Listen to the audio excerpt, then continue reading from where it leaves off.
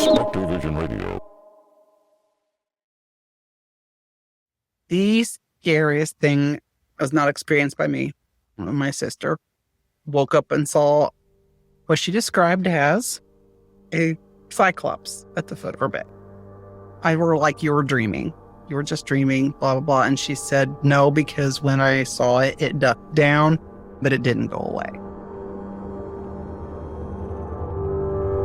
They claim that our eyes will just see either slightly different from what they are. We talk, we see things that are not normal.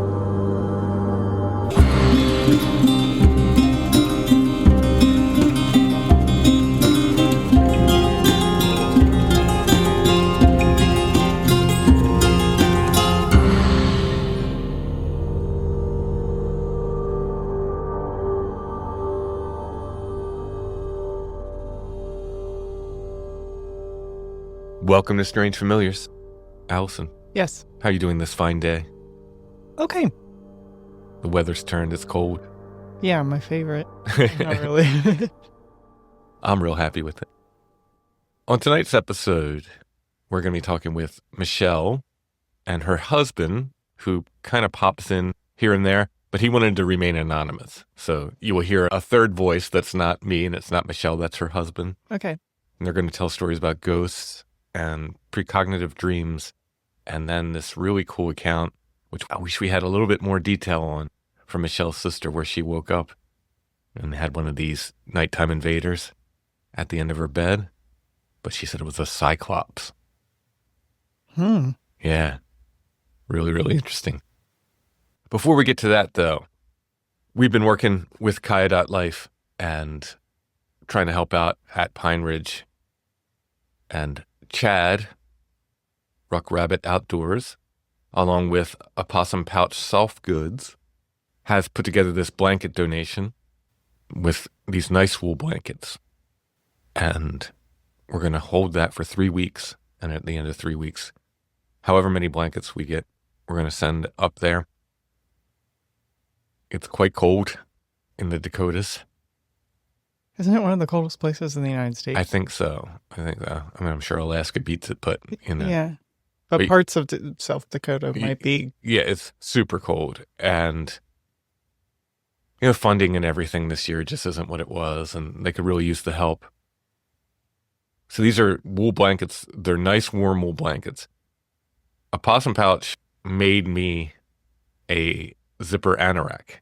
Oh, is that the one where you get out of the old... The Swiss blanket. Yeah, that's really cool. These are the same blankets that he made my anorak out of. So I can attest they are quite warm and they're very nice. So the price that he's given us, $40 a blanket, is the wholesale price. That's what he pays for them. Not only that, Opossum Pouch is covering the shipping. So when this is all done, he's going to pay for the shipping to get it to Pine Ridge. Oh, that's sweet. Yeah. We need at least a dozen blankets to meet this wholesale price. I'm confident we're going to hit that $40 a blanket. If you can afford to do that, go to oppossumpouch.com. OPOSSUMPOUCH.com. And right there on the front page, Pine Ridge blanket donation. You'll see it. You can click on that. Don't worry. You put in your own shipping address. It's just a matter of you need a shipping address, but it will be the Pine Ridge blanket donation. It's going to go to Pine Ridge. Let's see what we can do here. I think that's a really great thing, really nice thing. That will be in the show notes.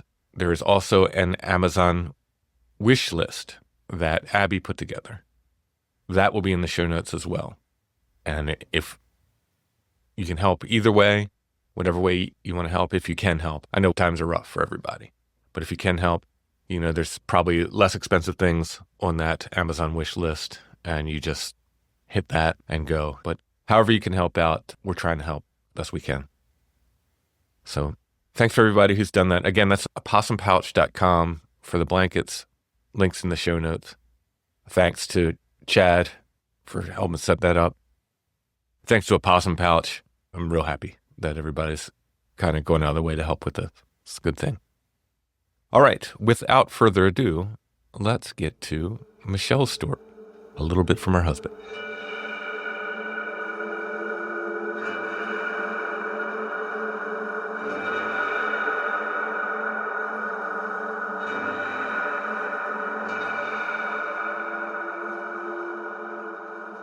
I'd like to welcome Michele to Strange Familiars. How you doing tonight? I'm good. How are you? I'm doing all right. So I'm interested to get your stories. Great. When and generally where did these things happen? Most of them happened in the mid to late 80s, Okay. early 90s in east central Indiana, rural Indiana. Okay. Yeah, so it's rural Indiana. I have to say, Indiana, one of my favorite places. Oh, yeah, you visited us not too long ago. I've been 3 times now with plans to go back again. I really, really enjoy it. Right. Lovely country and lovely people. Some of the nicest Did you people. have a tenderloin while you were there? Because that's our official state meal. No, I have not. I'll have to try that. No, we tend to pack in, and John does all the cooking for us. So we try to get local produce and stuff when we're there. One of the people who we rent a place from to stay sells local produce and so forth. So we try to eat local where we go and so forth. But we'll have to try that next time. We got sweet corn now. Oh, there you go. That's my favorite time of summer. Oh yeah. Sweet corn and good tomatoes. You got to get them while the summer is good. Alrighty. So what happened? Give us the story.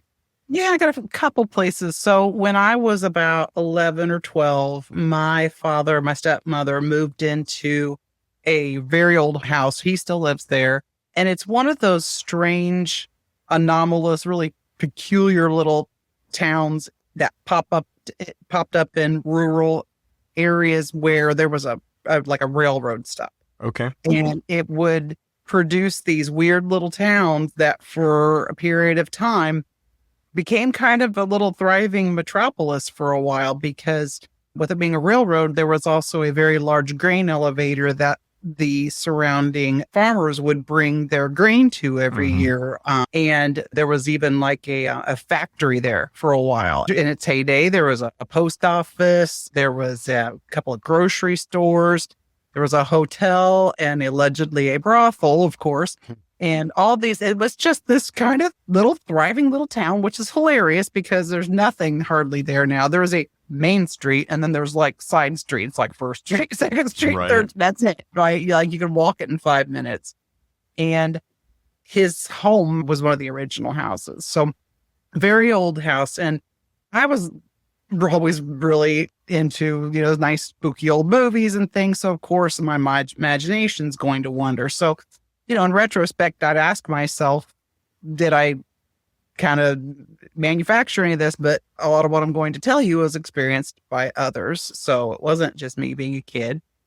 The first thing is that the first weekend that I went there, I have a sister and she was not with me. I came by myself, and my dad and my stepmother were like, well, since you were the only one here, you get to pick your room first. So of course, all right. And the stairway was one of those really narrow, steep style stairways that had the walls up both sides, and then you go up and you go around the wall, and you don't see the upstairs until you come around the whole wall. Okay. And then there was like one of those middle rooms, then the 2 bedrooms off to the sides. When I walked into the room I did not choose, there was one of those where the walls went up and then kind of had the little hexagon style, like with the ceiling where it doesn't come up to a completely right angle. It has that little kind of angular thing. And both of the rooms did. But the room I didn't choose, it creeped me out. And I'm not trying to act like I have any sensitivities or anything like that. But when I walked in, I immediately thought, oh my gosh, like somebody hung themselves in here, which I don't mean to sound insensitive, but that was my first thought. So I didn't pick that room. I picked the other one. And how old were you at the time? At 11 or 12. Okay. All right. My sister, when she came the next weekend, the first thing she said when I said, this is your room. And she said, don't make me sleep in here. Someone could have hung themselves in here. Oh, isn't that interesting? Yeah, it was. So that's just a coincidental thing, but it was a little bit, because that set a nice tone. The thing that sticks out in my mind the most is one weekend when I was sleeping up there by myself. She's a few years older than me. So about this age, she was out doing stuff, or, I was the only one that would come some weekends. Sleeping upstairs by myself. And, in old houses, you can hear, if someone's moving around or walking, you can hear it really well. Middle of the night, like 2, 3, maybe 4 in the morning, heard someone walking up the stairs very, very clearly.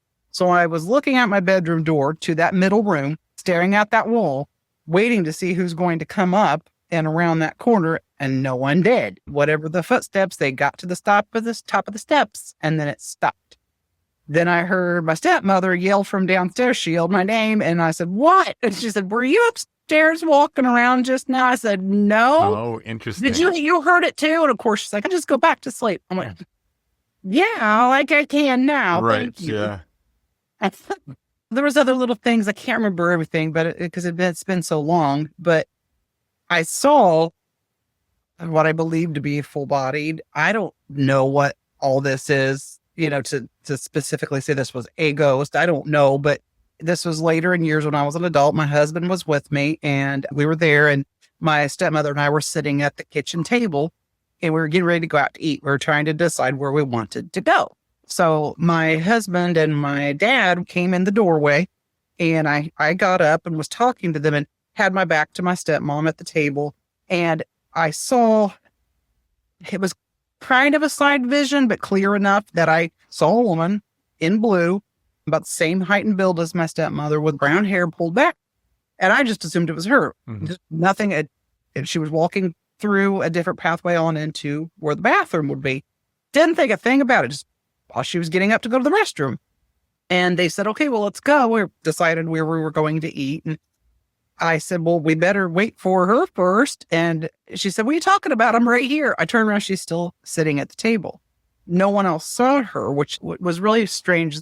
But the weird thing is, at the time when I saw this, I didn't think, "Oh, that's a ghost," or, "Oh, who is that?" I just assumed it was her. She was solid enough. And I thought nothing of it. I just assumed it was her. I saw it clear enough. I mean, I know what she was wearing. I mean, the color she was wearing, brown hair, it was very, very clear. And was she dressed in different clothes in actuality? The actual didn't really pay attention to that. I just really kind of saw, just kind of the upper part, just enough to couldn't tell that it was a blue color. Okay. And had the hair color and build and height. Didn't really see much detail to the clothing because, again, just assuming that it was her, I didn't even do double take, to take in any detail, because it was just so presumed that was just her walking in there, Yeah. Yeah. I meant, was your stepmother dressed similarly to? Oh, no, at the time, no. Interesting. No, I don't remember her being dressed that way. In fact, so yeah, it was just so, you just kind of, that I just didn't even think to look closely to get any real deep, Yeah, for sure. It was really weird. And then some years later, everybody was over. It was some sort of holiday or get together. And my dad and I were standing in the kitchen talking, and right beside us, right next to the cabinets, and cabinet door just open and shut. Right in front of us, right between us. And he looked at me and said, "Did you see that?" And I said, "Yes." And we just kind of went on about our. Wow. So one or the other, I'd been like, okay, if it opened or shut, but to open and then shut. And shut. Yeah. It opened and shut right in front of us. Yeah. Right between us. And since then, my stepmother passed away about 5 years ago, and my dad would sometimes tell us, "I came home and found this old cell phone that nobody's even used for years sitting out on the counter. I don't remember doing that." Dad, I tried to tell you guys, and you made me sleep up there by myself, so And sadly, though, this little town, just in the years that they've lived there, has experienced and seen many tragedies. Like, for example, there was a car accident that 2 teenagers were killed in. They struck a tree. There was an actual murder, some teenage kids. There was a murder that took place. There was a bank robbery when the bank was still open. Man down the road took his life. Man across the street passed away. And the house next door to them has been sold about probably 12 times since they've lived there. So. I'd love to know why. Yeah, me too. And it's one of the older creepy homes too. Yeah. So just sadly, there's just been a lot of things in that area. And so does your father, does he just ignore it? He doesn't think anything's going on. He doesn't worry about it. He'll mention something that happens and then just kind of go on and ignore it after that. I suppose it's maybe kind of you don't want to acknowledge it if you're still living there. I mean, I often say it, you have to live, at these places. Yeah. That's why a lot of paranormal people will not investigate their own house because for that very reason. Yeah, I have to live here. I don't want to interject or interrupt, but I think some of my relatives and some in-laws are kind of the opinion that if you acknowledge it in a way, you're empowering it. Yeah, I've heard that too, for sure. Yeah. I'm not sure what that, but then again, I don't have to live with it. This house that we live in now was built in 2011. Yeah, and we had it built. So, Right. well, and that's part of my hesitation for so long that I haven't reached out to share my story is that kind of fear. And like I said, I trust you with my story. It's just, kind of talking about what I'm going to tell you about next is a little bit more frightening. And I don't know, maybe Brother Richard can say a prayer for me or something. I'm certain he will. Yeah. I am certain he will. So yeah, let's get into it. Okay, so the next place is a little bit older. Just a couple years later, my mom and my sister and I moved into an apartment complex that is part of a housing addition. The houses were built probably around the 50s, I think. And then I think from what I saw, I searched a little bit that the apartments were built around the 60s. Mm-hmm. And the first thing that happened is that my mother kept saying, "Did you come into my room last night? Did one of you girls come into my room and lean onto my bed?" And we're always like, "No, Mom, we would have just woke you up." We said, "Are you sure you didn't come in and like lean down, like put your hands on the mattress and press down to lean over and then just not wake me?" I said, "No, we would have woke you up if we needed you." So that was kind of odd. And I should also say that one of my best friends, who's still one of my best friends, lives in the housing addition in this same area. And she had experiences. She actually saw a full-bodied old woman floating down the hallway one night. So I don't know what's going on with this particular area either, but it seems to affect a lot. The scariest thing that happened, well, there's three really scary things. Several. I had one of those day beds that had the metal frame, right? And one night I was trying to go to sleep and I kept hearing this tapping on the bed frame, and it was not a rhythmical tap. It was like it would go fast, then it'd slow down, then it'd speed up, and then it'd slow down. And sometimes it'd be louder and sometimes it'd be softer. I couldn't figure it out for the life of me. I didn't have any pets at the time. I got up, and whether I was in the bed or out of the bed, it would continue. I pulled the mattress. I pulled it out from the wall. I could not figure out where the tapping was coming from. And so sometimes I just gave up. I went back, tried to go back to sleep, and it would finally get quiet. But then as soon as I'd start to fall back to sleep, it'd start up really loud and really hard. Geez. Like it was deliberately messing with me, which what was going on at my dad's house felt more like it was just maybe incidental, like, I don't know, maybe they call it residual kind of these things felt like it was messing with us. Then there was a time when my friend and I, who lived in the housing addition, whenever we'd have a sleepover with each other, or whoever's home it was, it didn't matter, our activity would escalate afterward. And one morning I came home from staying the night at her house, and of course we've been up all night like doofuses. And so I was tired, so I went to lay down. It was the middle of the day. I was laying in my bed, and my mom was standing at my bedroom door talking to me, and she kept like kind of looking, and I didn't think much of it at the time, but when I was laying down trying to go to sleep, it sounded like someone was running their fingers up and down the blinds. I kept looking, like every time I tried to fall asleep, it would start up, and I kept looking. I'm like right there. It's an apartment. It wasn't that big of a room. My mother didn't tell me until after we moved out several years later that as she was standing there talking to me, the blinds were shut completely flat, like tightly flat vertically, like this. She said one slat completely all the way across was slowly turning by itself. Wow. Yeah. She didn't tell me that till after I moved out. And once again, another parent just letting me sleep in there. Okay. So I remember one night my mom's music boxes in her room started playing by themselves in the middle of the night. The TV would turn on and off by itself. My mom said that she heard something go buzz in her ear, not a buzzing sound, but a person, like a voice going buzz. But the scariest thing was not experienced by me. My sister woke up and saw what she described as a cyclops at the foot of her bed. What? She She said, "I were like, you were dreaming. Course, you're you were just dreaming, blah, blah, blah. And she said, no, because when I saw it, it ducked down, but it didn't go away. Oh, jeez. Yeah. Oh, did she give you any more details on what it looked? No, Oh, she won't talk about it. No. ah, Yeah. So, and then a friend of mine lived in one of the other buildings of the apartments, and she didn't have any of these experiences. So I don't know why it's impacted certain ones. But after we moved out, talked about it, and told other people, found that it notoriously, supposedly haunted. So we don't know what's going on there, but it felt negative, and I want nothing to do with it anymore. yeah. So you only heard the tapping on the bed the one time. One night. It was strange. And I'm guessing the same with the blinds then. Mhm. It was just a single time. Yeah. I don't know. I'm not going to say it was a positive thing or anything like that, but, you wonder if it's, for whatever reason, it wanted attention or reaction or something, right? Right. Why, I who can say?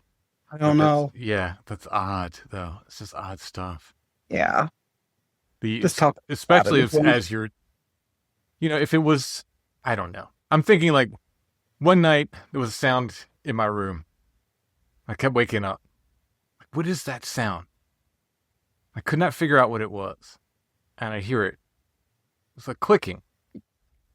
And we have bats in this house, so it's always like, okay, let me make sure there's not a bat in here with me, So the lights are on, I'm looking around, and, bats tend to stay up. So I'm looking, all around them, shaking out the curtains and the blinds and stuff. Not seeing anything, but I'm still hearing, I turn the light back off, get in bed, and here's the clicking again.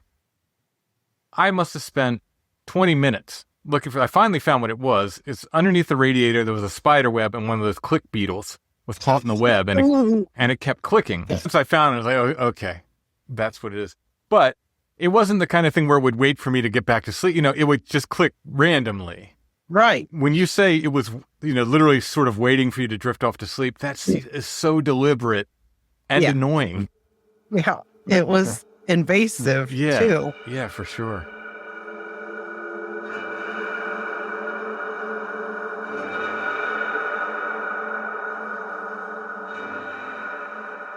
Strange Familiars is brought to you by our patrons. If you like Strange Familiars and you'd like to help us make the show and get extra content besides, you can become a patron at Patreon.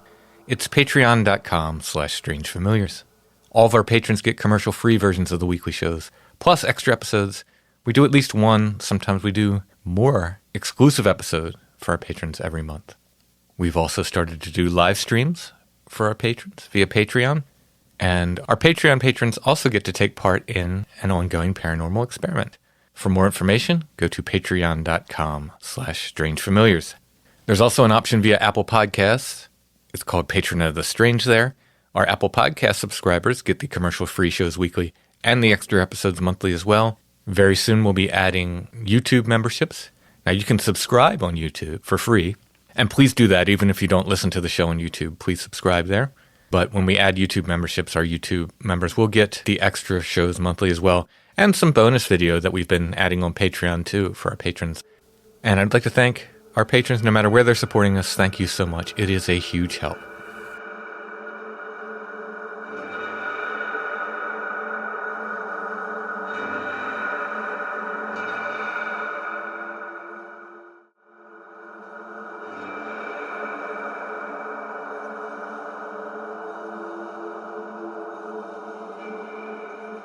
So those were the two places that I actually lived.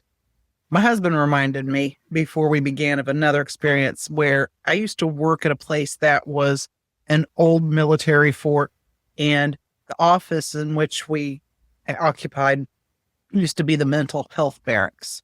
There was a rumor of, things that would happen. And they said cameras would pick up things sometimes at night. Specifically, the only thing I remember them saying was a ball of light that was kind of like drifting around. Well, one weekend was before we had our child.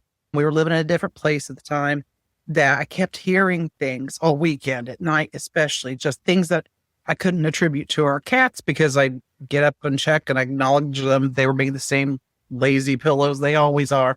And so they weren't messing around with anything.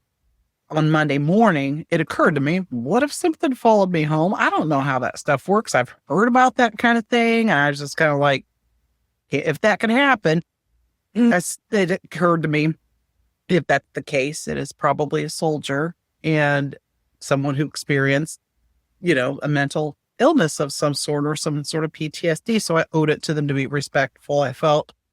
And I said, okay, it's time to go back now. And I kid you not, we had this divider, like a bamboo divider in between the two of our rooms because we didn't have central air. And so we were using it for our AC, put it in the window just to keep partitioning off the air, right? Sure. Did you not? That thing pulled back and then shut. Wow. So on the way, I'm assuming that this person was with me. And so on my way to work, I thought, well, in case they're with me, I felt I should speak to them. I said, look, Sure. I appreciate that you wanted to be with me and followed me home, but please don't do that again. It frightened me. It made me feel uncomfortable. I have respect for you, and I'm sorry for anything that you experienced with your service that we appreciate, but please don't follow me home. You can visit me at work, but don't follow me home. Yeah. That never happened again. Never happened again. Well, So something that you hit on there is, I think, very, very important. And a few times a year, people will come to me for advice on this stuff. They're like, something's bothering my kids. And the first thing I do is respectfully and not rudely. You're not one of these ghost hunter guys where you're challenging them to a fight. Yes. Just respectfully, not rudely, but firmly say, I don't like this. Please stop. The success rate with that is unbelievably high. It works. I've had so many people say it worked, Look. and occasionally somebody will say, well, it worked for a while and it came back. Well, try it again. Okay. And it has an amazing success rate. But I think being sort of polite and not rude, not challenging, but firm, is the way. I think that's part of the equation. And I think you did that probably intuitively, but that's, I think, important for anyone listening. Like, try that first before you go to 10 and, think that something's there and start with the sage and everything else. Just try speaking to it and just say, hey, I'm not comfortable with this. Can you stop? Well, I didn't feel threatened Mhm. at all. Just kind of messing around. So, Mhm. yeah, when I said that and the divider opened and shut, I thought, whoa. Yeah, that's really neat. And I just did it on the off chance just in case. And Great. Oh, Well, it seemed like it worked out. it did. Yeah. And then I think I'd mentioned, when I reached out to you, I had a few strange, uncanny situations with some dreams around, what would that have been, darling? About early 2000s? Yeah. Okay. Early, about 20 years ago. Yeah. Well, the first one was when my grandmother passed away. And at her funeral, my brother-in-law at the time gave me a cassette tape from when I was 3 years old, Christmas.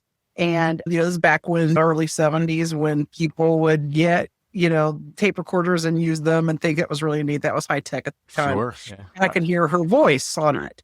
And so not long later, just maybe would have been maybe a few weeks later, would have been her birthday. And so my mom and my aunt were up. They were making a wreath for her grave. That night, I had a dream that I was in her home and I was walking through the back area into the kitchen. And just like she always had, all the lights were off. It was nighttime. All the lights were off except for the light above the sink that was always left on. And she was sitting in her usual spot at the kitchen table.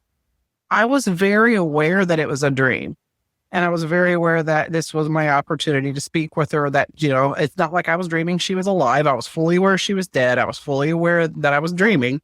And I was speaking with her, and I mentioned my brother-in-law that he gave me this cassette tape and reminded her of when her son, my uncle, had the tape recorder, told her, and we can hear your voice. And she said, oh, honey, that was before I got my false teeth. I probably sounded like a hick. Mhm. And I was like, what?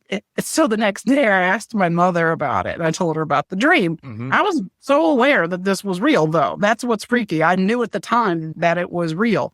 So I told her about it, and I told her what Grandma said, and she said, yes, she was very sensitive. She didn't I said, when did Grandma get her false teeth? That's the first thing I asked. She said, about 80, 81, clearly after this cassette tape recording.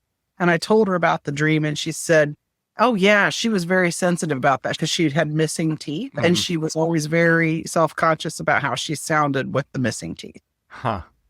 So that was freaky.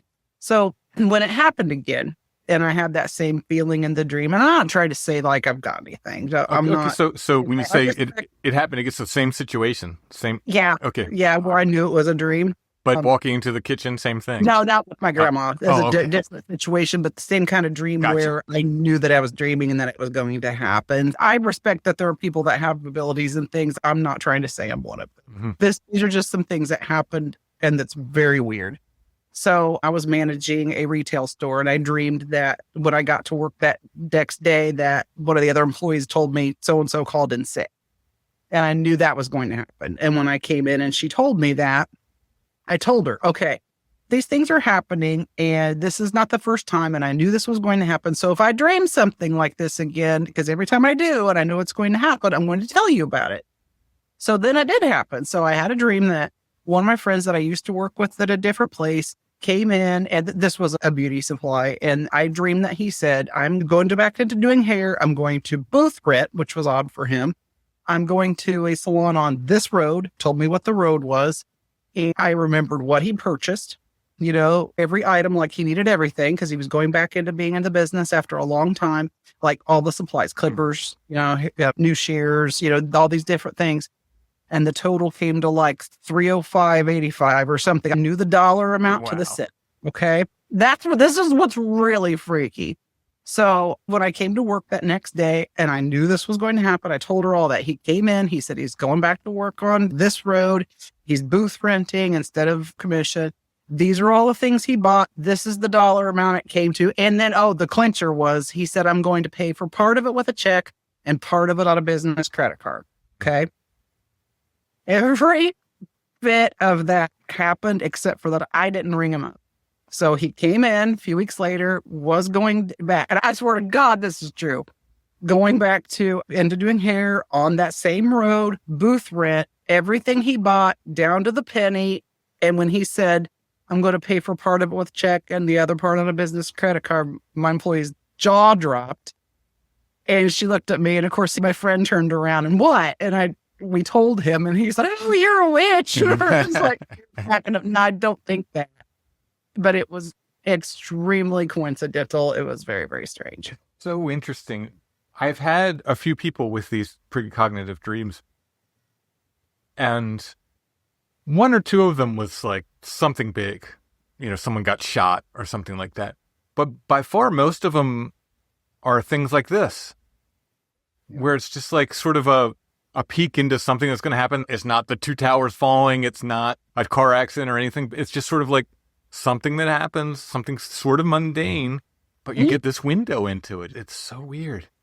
Well, one time though, this was the other one I'm going to tell you. So okay. I had another, it happened again. This one had a little something to this one. So I dreamt I was in my dad's neighborhood, the same creepy old town, but I was across the street and I could see smoke coming from his house. And I, again, knew I was dreaming, went into their house where the refrigerator is. I saw the water heater, and where it was plugged in, there were sparks. And that's what was causing the smoke. And it was like going to cause a fire. And I knew that it was a dream, and I knew I had to tell him about it. About 2 weeks later, my dad came over and told me that they were working on the power lines down the road, and something fell and it blew a transformer and it gave a power surge. He was shaving and the light brightened and then died. And it blew out the motor in his hot tub and his microwave. So that was a little bit more of a something. Yeah, and it was for sure. Yeah. He said, maybe you should go get tested. And how do you get tested? Yeah, and you don't know when they're going to come. That's what with the other people with these dreams have told me, like, I can't say I'm going to have this dream tonight. It's just they happen when they happen. Yeah. So what is it about them that makes you sort of realize, like, oh, this is something that's going to happen? I have no idea. I was just fully aware every time. And that's been like 20-some years. I haven't had any sense. And I'm going to tell you, I don't know that I don't want to open that door if I can't. I don't know how these things work. Right. Yeah. No, I get that. So if there's anything to it, it could all be extreme coincidence. I get it.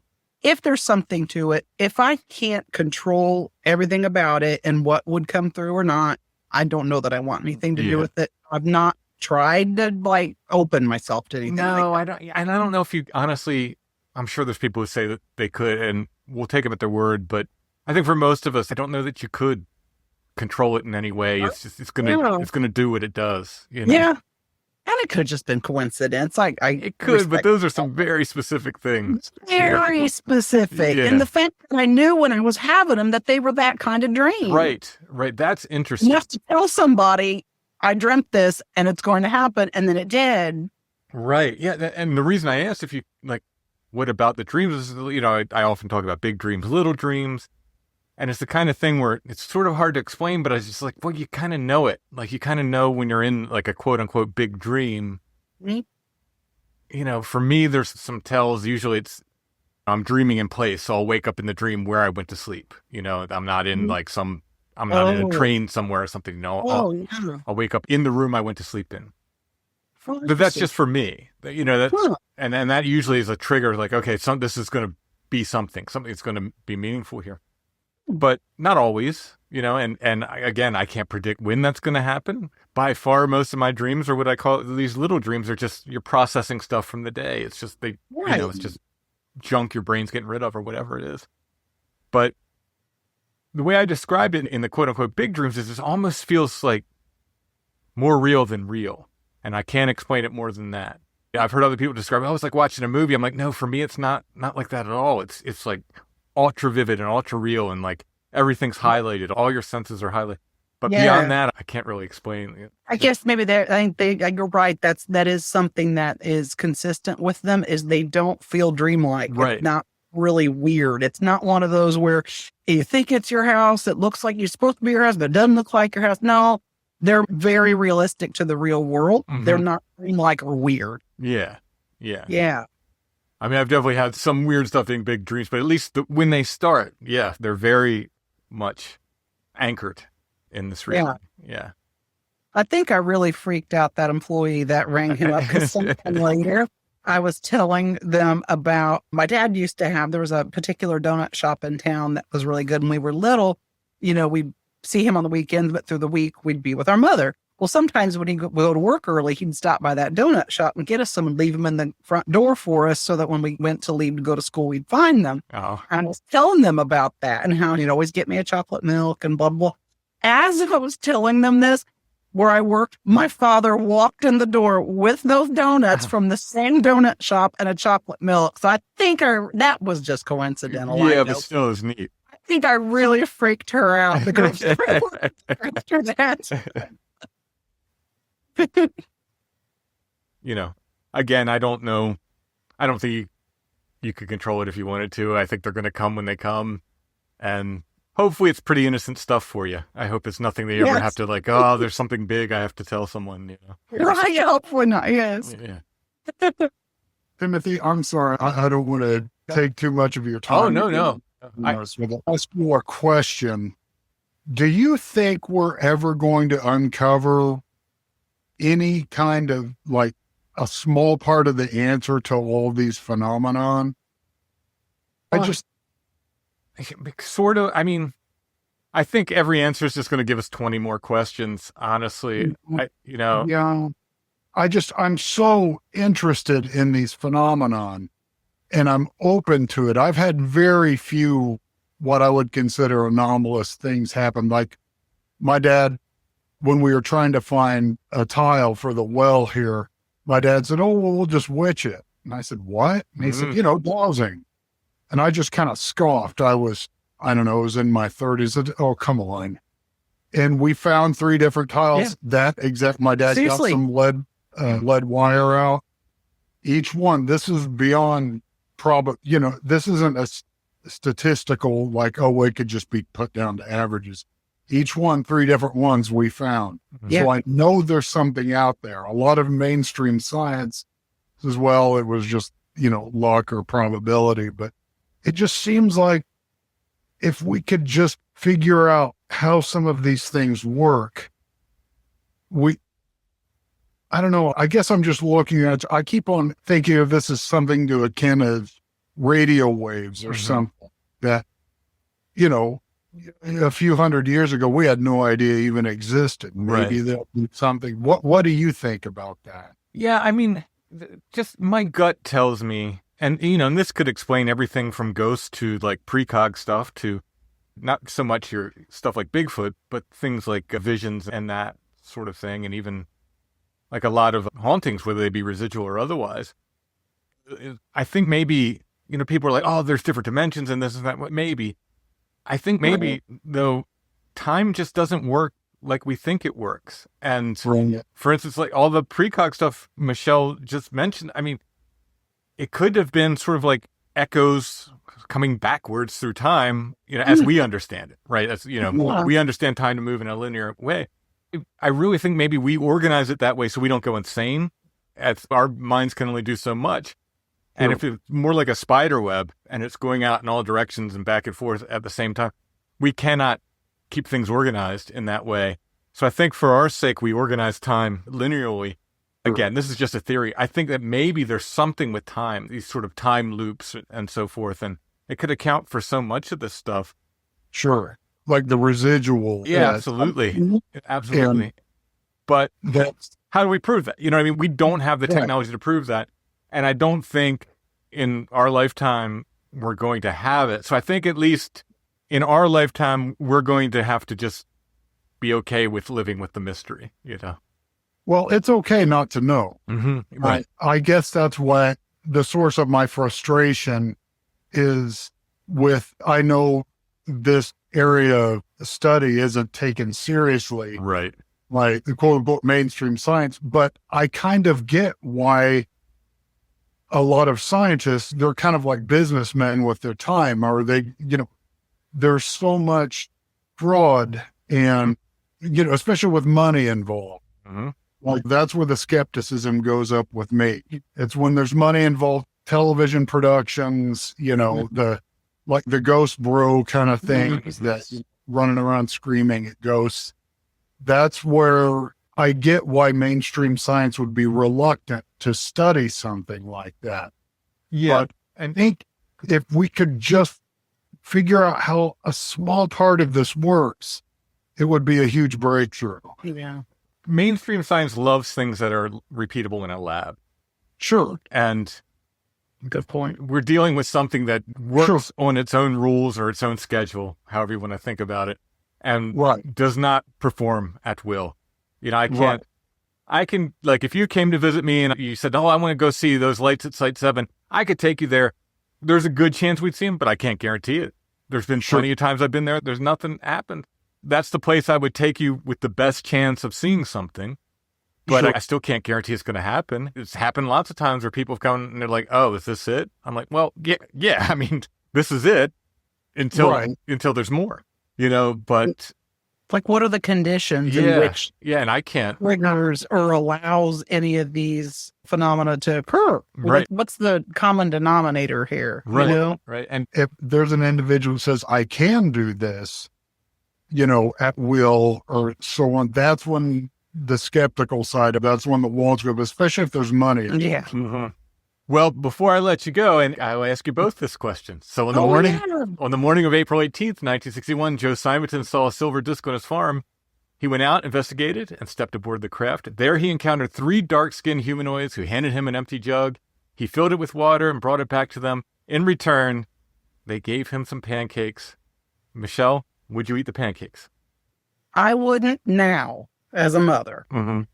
I would have in my younger years. Interesting. Do you have more than one kid?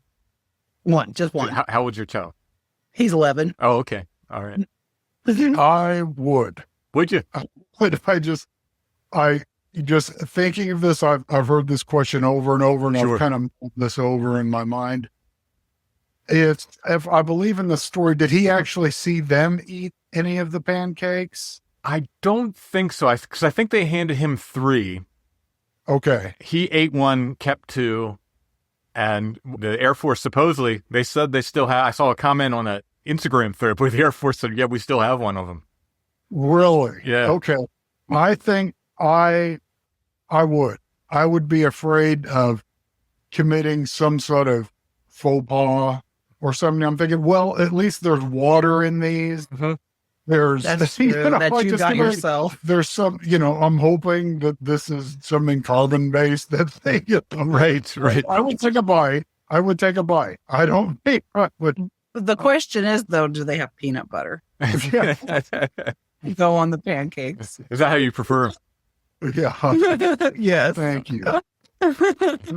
Yeah, they said they were very bland. They sort of backwards engineered them, and they figured out they didn't put salt in them, and they were just like very, very bland tasting. Interesting. Yeah. All right. Well, Michelle, thank you so much for sharing your stories. Thanks for having me. All right. Timothy. Love your show. Thank you. If anything else weird happens, you know where to find me. Thank Okay. you. Nice to meet you.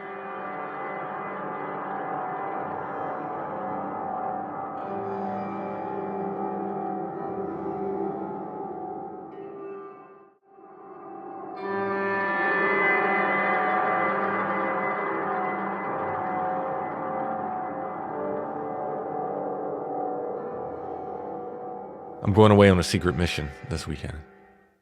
How secret is it if you tell everybody about it? Well, they don't know where I'm going. It's a quest. A quest. Oh, okay. Chad and I are going on a quest. I'm hoping this quest gets recorded and becomes a Christmas show for Strange Familiars. It's not super Christmassy, but I think it's sort of a special thing we're doing. Christmas adjacent. Maybe, So I'm going to try my best. I'm going to film where I can, and we'll see what we can do with this. I'm excited about it. Can't say much because it's a cool bit of folklore. One of these bits of folklore that connects Pennsylvania with the old world in this really neat way that tends to be unique to Pennsylvania, a lot of these things. So I'm excited about that. But when I get home on Monday is the big Whatnot show with Riverbend. Where will that be held? Have you decided? I'll talk with John. Figure it out. I'll figure it out before I leave. I feel like that's my major concern. I would love for you to sell some things and for you to be able to draw and everything. But more importantly, where will that be? Yeah, I mean, if it's here, I figured we could do the thing that we were talking about for the live streams. So I'll just be cleaning this weekend. Move I have a couple things. Yeah, I need to move a lot of things. Anyway, the Whatnot show. Mm-hmm. It's to celebrate the launch of High Strangeness Comics #2, of which cover B is my artwork. You can get it at your local comic shop. Ask for cover B. You can get it from John at riverbendcomics.com.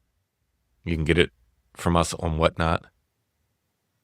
On Monday the 17th, I'll have signed copies of a bunch of other artwork I've done. Especially for this. So, sketch covers. These blank covers that are on comics. You take them to artists and draw your own. I've done several of those. I've done other drawings just for this. Signed books and signed records and you name it. That's on Whatnot. You got to follow Riverbend Comics on Whatnot. I think there's a link to our Whatnot in the show notes, which we haven't used for anything yet. But that'll get you to Whatnot. And look for Riverbend Comics and follow them. And that'll be Monday. And we're going to, I don't know, I think we'll probably stay on for a few hours. I don't know.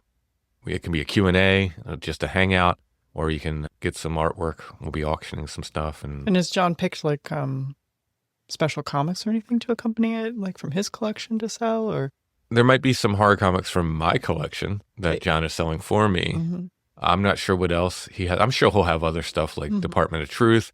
We'll definitely have the Department of Truth cover that I did. It'll be in there by now, then? It'll have... Well, the High Strangeness cover will be out by then. Oh, okay, yeah. Well, cool. It comes out technically the next day or something like that, but we'll have copies to show. And we'll have a bunch of stuff there. I'll have some of my records that I've remarked and things like that. I think it'll be a great night. So make sure to follow Riverbend Comics on Whatnot and come see us on Monday night. And if you don't want to buy anything, just hang out. And like I said, do a Q&A. I'll probably do some live drawing while we're there and see what I've done. Looking forward to that. All right, our curiosity of the week, Allison. So this is a super cool natural effect that happened to this tintype photograph. And what's that called? I think it's just sort of some form of crazing, kind of like what you see sometimes on furniture over time. It gets that sort of crackly I think in the 90s, it was like a crackle kind of. Remember all the specialty glazes that people would put on things? to make Yeah, them- it does look pretty crazing, if I have to say. Yeah, it's crazed. So she's sort of floating in space with all of this. It makes this kind of eerie, kind of ghostly image. To me, it kind of seems like she's like just kind of floating into the radar, like she's just kind of like Hmm. coming into being or floating out. And that will be our curiosity this week.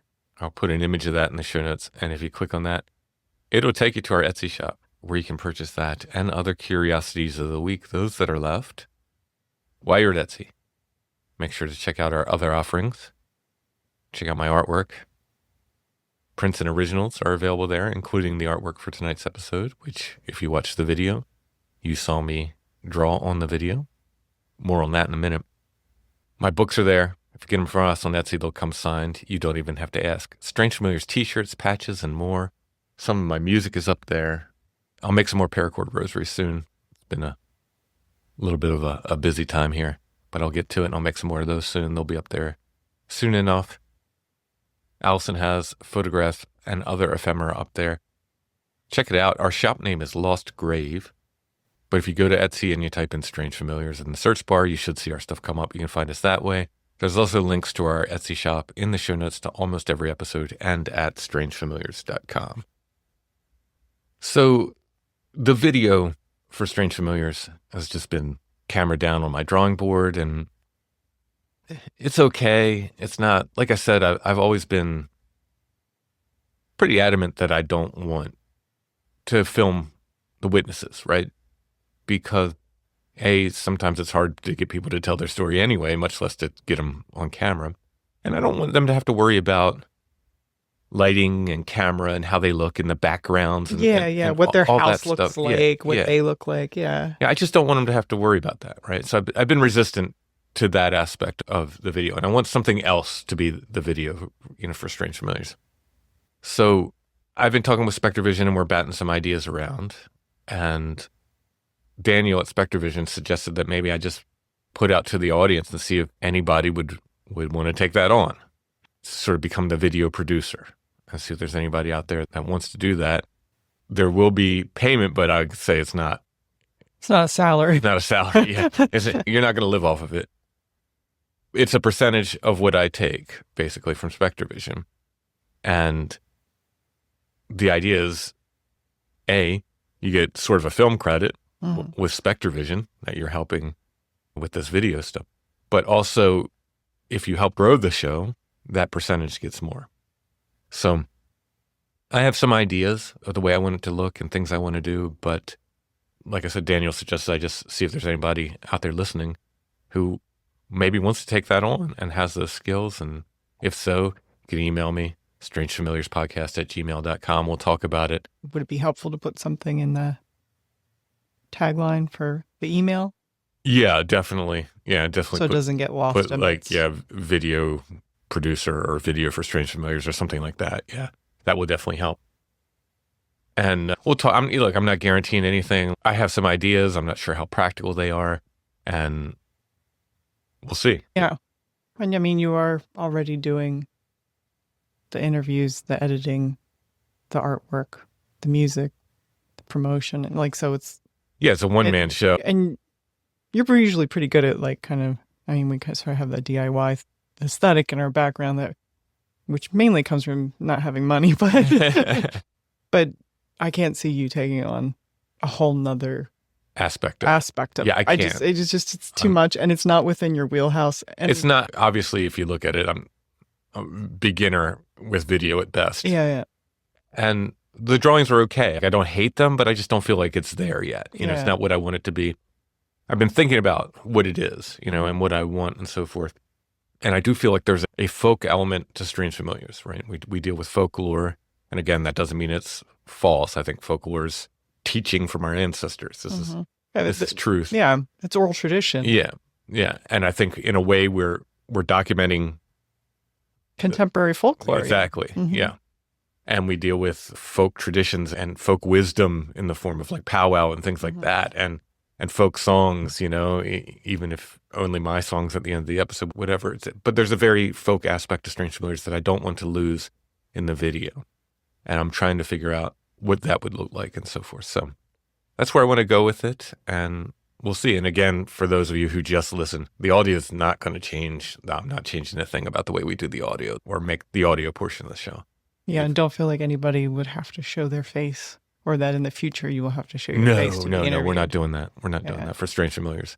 The thing Clint and I do, the call-in show, I'll be on camera for that, but it's a different thing. You know what I mean? Yeah. And when John and I do live streams, I'll be on camera for that. And Chad's got a project he's starting. I'll be on camera for that. So I'm not opposed to being on camera. It just doesn't fit Strange Familiars. It's not how we started it. It's supposed to be from an the audio beginning. zine. Yeah, pretty much. Pretty much. So yeah, if anybody's out there and you want to pitch some ideas, I'm open to it. And like I said, I have some ideas and we'll see how practical they are. But all right. I guess that's it. I'll be off a questing. And then I'll be back on Monday for the Whatnot Show. Thanks for listening, everybody. We'll be back soon with more Strange Familiars.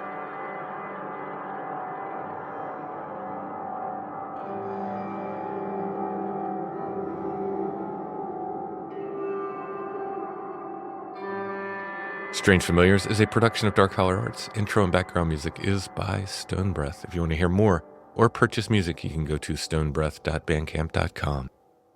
We are on Instagram at Strange Familiars, one word, no underscore. Please give us a follow there. We're on Facebook, facebook.com/Strange Familiars. You can join the Strange Familiars gathering group there. For Strange Familiars merch, go to strangefamiliars.com/merch. And for everything else, links to everything we do, go to strangefamiliars.com.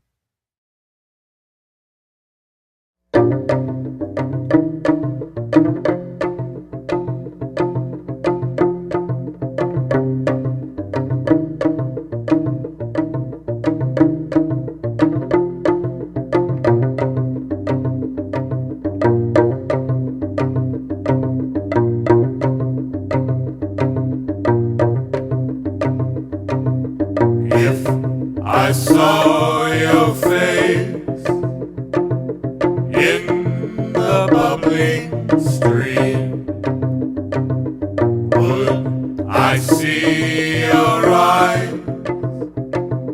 cloud streaked in the sky?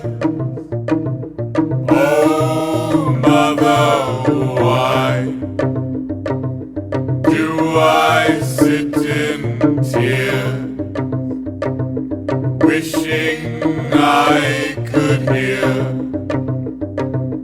your voice in my ear?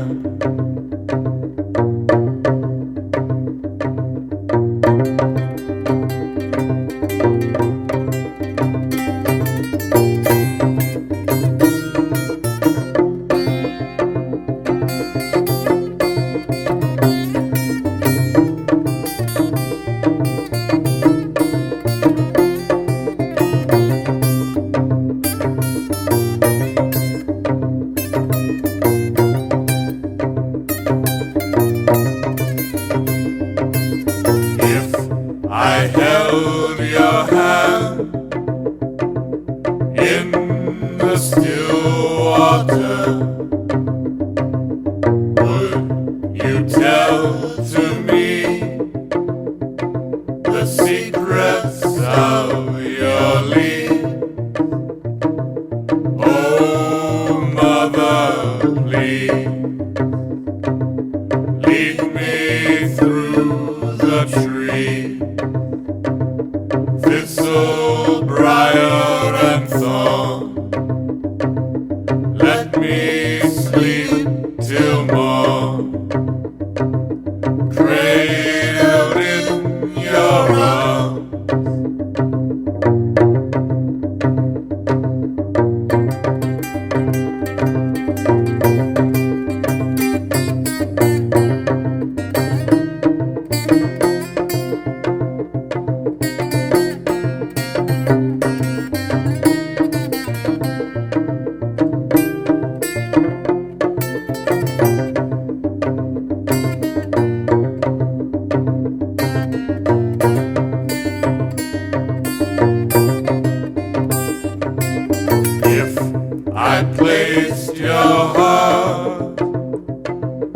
shining in a lamp. Would you light the way from darkness into day? Oh, Mother Sea, who can comfort me? It is only thee. Ever shall it be, your son at your knee.